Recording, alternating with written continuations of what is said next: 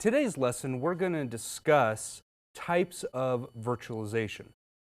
We're going to discuss the types of hardware virtualization, software virtualization, the differences between the platform virtualization that you're typically used to when we discuss virtualization, and also which technologies, specifically software, we use for each type of virtualization, specifically platform virtualization.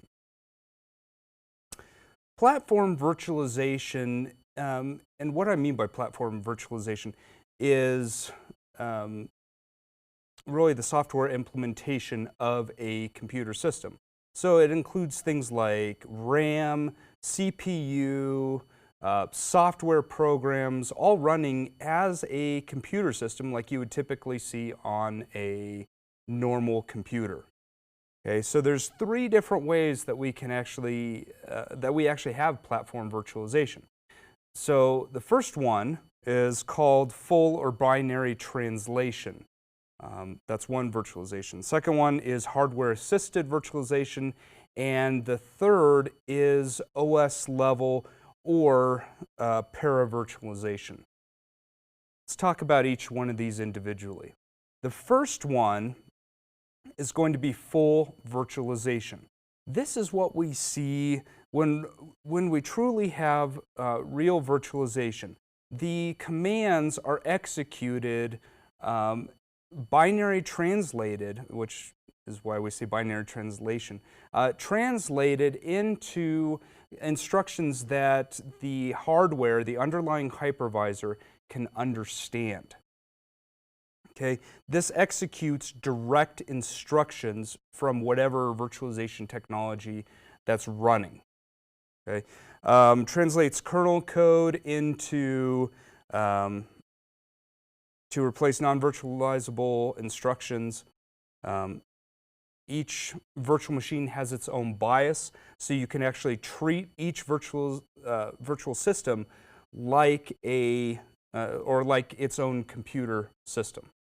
Okay, so if I boot up my computer and I want to change the boot order, for example, from my CD-ROM drive to let's say you want to virtualize a floppy drive, which you can, I can do that very easily in its own BIOS. Okay, this requires no extra hardware overhead, so compatibility is very well supported. It runs at great speeds, perhaps 95% of a normal computer system, like if it were running on a bare metal system. Okay, examples of this are VMware ESXi or QEMU, which runs on Linux systems, or Parallels for Mac. The next type of virtualization is hardware-assisted virtualization, or para-virtualization. Hypercalls to the VM are really what this kind of platform virtualization does. We may have to use an API to integrate those hypercalls into the instructions. There's poor compatibility, unfortunately, because we are translating, it is an OS-assisted type process. Performance is fair and generally not predictable. We can't predict everything that the operating system is going to translate into virtual instructions. Okay, examples of this are Xen, Docker, and VMware Server, which is an older technology that they discontinued a while ago. Hardware-assisted is our final platform virtualization technology.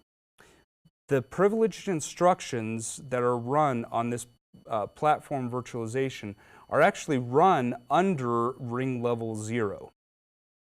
Sensitive and privileged instructions trap to the hypervisor, removing the need for binary translation or para-virtualization. Software is actually limited, unfortunately, due to the execution only in hardware. We can't make direct direct instructions to the hardware, unfortunately. Performance is okay. Some examples of this are going to be VMware Workstation, and older technology like Virtual PC, which was a Microsoft product. Hyper-V also runs like this at the moment. You're not going to notice performance degradation in any of these type of virtualization platforms. Platform virtualization, that is. We're generally going to see our processors are fast enough now that we barely notice that a system is virtualized unless we are hitting the top of whatever hardware that we have.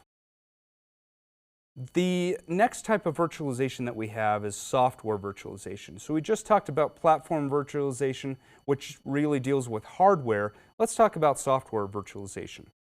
There are many forms of software virtualization out there these days.